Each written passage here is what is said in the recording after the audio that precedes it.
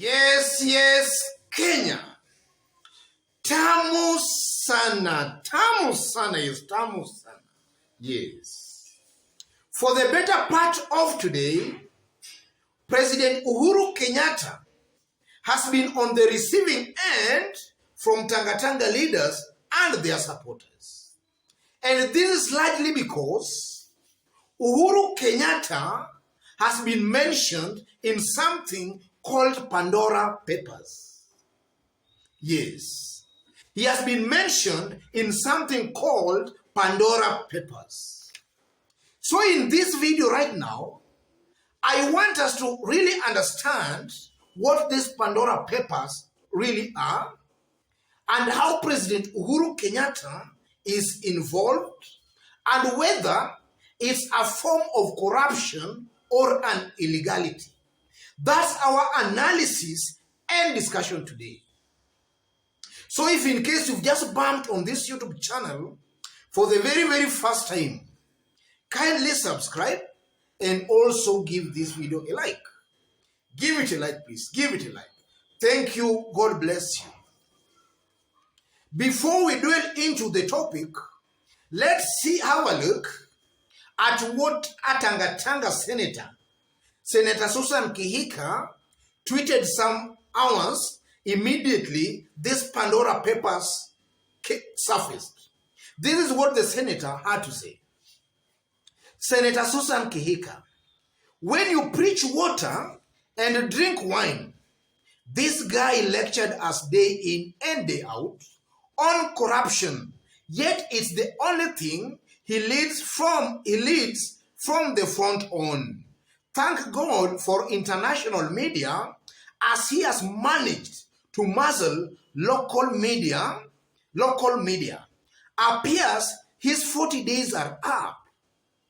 And shortly after that, not even shortly after that, some few minutes ago as I talk right now, President Uhuru Kenyatta has also been roped into the whole thing, and he had this to say as reported by the nation media. These reports will go a long way in enhancing financial transparency and openness that we require in Kenya and around the globe. The Pandora Papers and subsequent follow-up audits will lift that veil of secrecy and darkness for those who cannot explain their assets and wealth. President Uhuru Kenyatta, 4th October 2021. That the president's reply or take on the Pandora Papers. So in this video, just as I did state when we were starting, I want us to really understand what this Pandora paper is all about, whether it's illegal, and how the president is involved. Because after explaining all that, you will judge for yourself where the truth really lies. Because in Kenya today, there seems to be a lot of propaganda and a lot of lies. Kenyans are being treated to some very cooked information and lies. So let's have a look at what these Pandora Papers really means. I've tried to do some research and I've Googled this word Pandora Papers. You can also Google and you see what it means. But this is what I found out. The Pandora Papers are the largest trove of leaked data exposing tax haven secrecy in history. Then the second question is, what is a tax haven? I've also Googled that, and this is the reply I've gotten. Tax haven is a country that offers foreign businesses and individuals minimal or no tax liability for their bank deposits in a politically and economically stable environment. Yes, those are the definitions as provided by Google. So from the look of things, it seems to appear that this whole thing of Pandora Papers is actually not illegal. is not a form of corruption. Yeah, it's well within the law. And I've also tried to find out which countries can be considered as tax haven countries. And I've come to realize that some very, very influential and very, very important countries are classified as tax haven. We have Switzerland, we have Singapore, British Virgin Islands, Hong Kong, Ireland, Bermuda, and Panama. And also in that Pandora Papers of today, former British Prime Minister Tony Blair has also been mentioned. So the mere fact that you have been mentioned in this Pandora Papers does not mean you've committed any offense. Because according to my own understanding, Pandora Papers simply means as an individual, you bank or rather you deposit your money somewhere else where you believe there will be minimal or no tax liability for the bank deposits you have made. So there is no form of corruption or any illegality involved in it. The corruption and the illegality now comes when maybe the money you are depositing there you have stolen from somewhere or are some form or are some proceeds of corruption.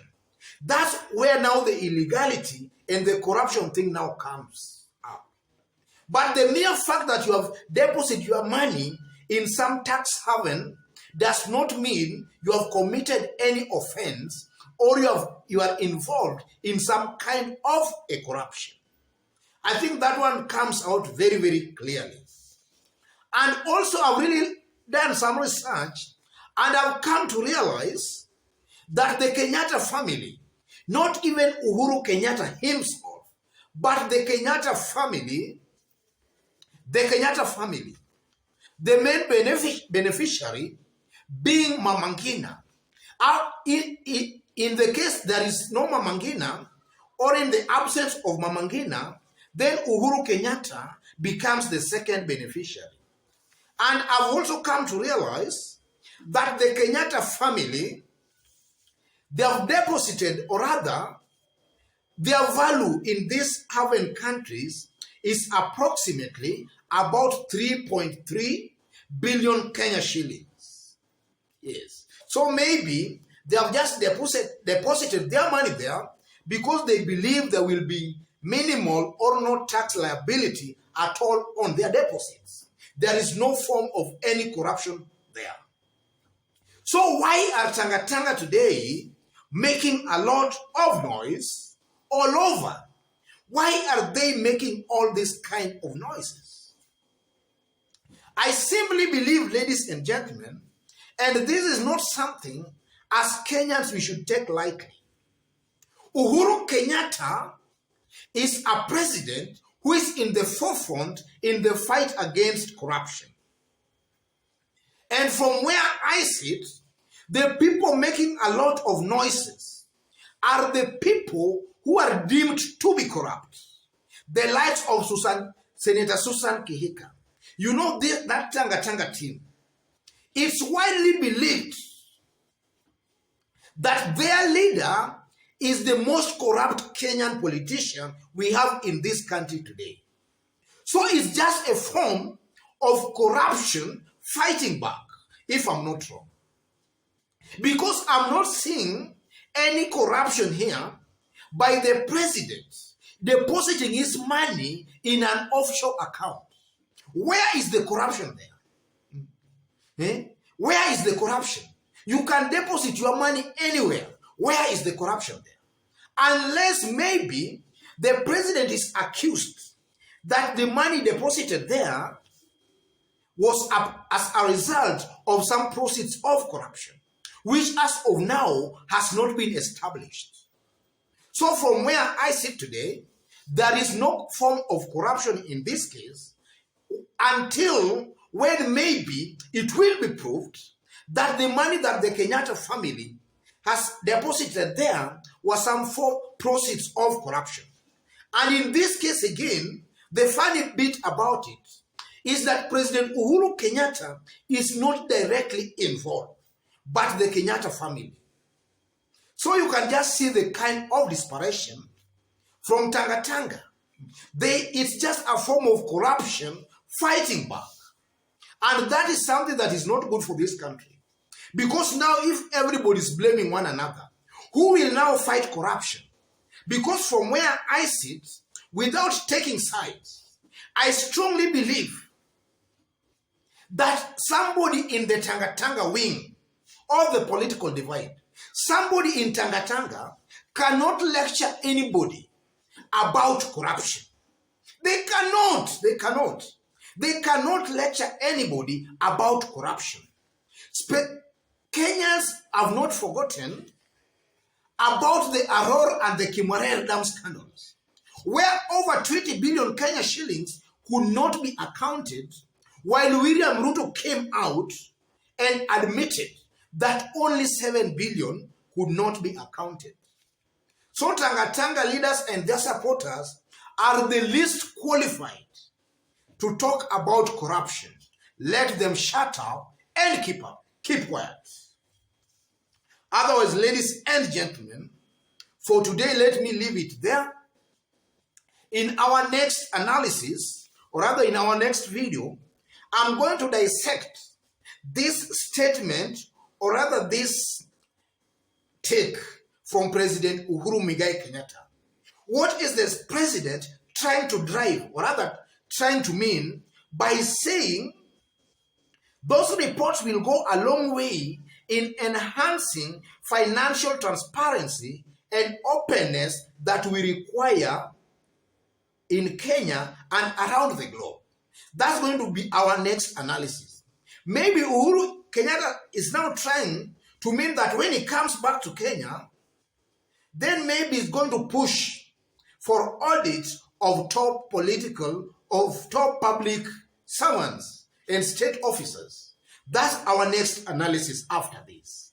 So if in case you've just bumped on this YouTube channel for the very, very first time, just as I did indicate, subscribe, give this video a like. Give it a like. Thank you. God bless you. And to those watching us outside of Kenya, for the very, very first time, if you are watching us for the very first time and you are outside of Kenya, drop a comment and let us know from which part of the globe you are also watching us from. Drop a comment. And to our fans and subscribers here, I'm very much humbled. Continue giving this video likes.